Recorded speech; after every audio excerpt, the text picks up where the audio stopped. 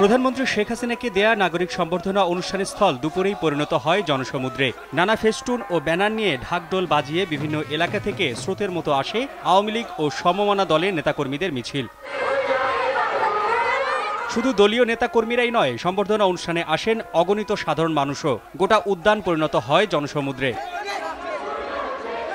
প্রচণ্ড গরম উপেক্ষা করে দূর দূরান্ত থেকে নাগরিক কমিটির এই সম্বর্ধনা অনুষ্ঠানে যোগ দেন মুক্তিযুদ্ধের পক্ষের সব রাজনৈতিক দল, সংগঠক ও সাধারণ মানুষ।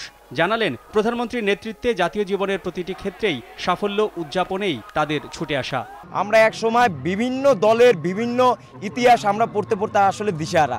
আমরা এখন প্রকৃত একটা ইতিহাস পেয়েছি, যে বর্তমানে শিক্ষার হার বৃদ্ধি পেয়েছে, তারপরে মানুষের আয় বৃদ্ধি পেয়েছে। মোটামুটিভাবে কেউ এখন না খেয়ে নেই, মোটামুটি সবার পুনর্বাসনের ব্যবস্থা চলতেছে। বিকালে ক্ষণিকের ঝড় বৃষ্টিও অনুষ্ঠানের আমেজ চির ধরাতে পারেনি, বিচলিত করেনি সমবেত জনতাকে।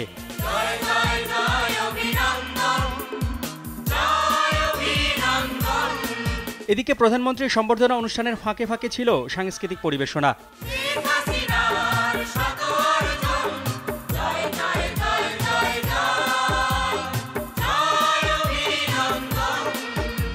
দেশাত্মবোধক গানের পাশাপাশি রবীন্দ্র ও নজরুল সঙ্গীত পরিবেশন করেন বিশিষ্ট শিল্পীরা।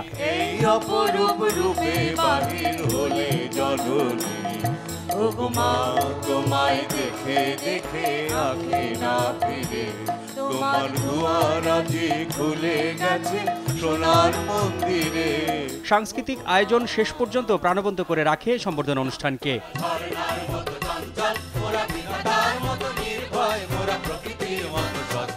শাহাবুদ্দিন মাহতাব, দেশ টিভি, ঢাকা।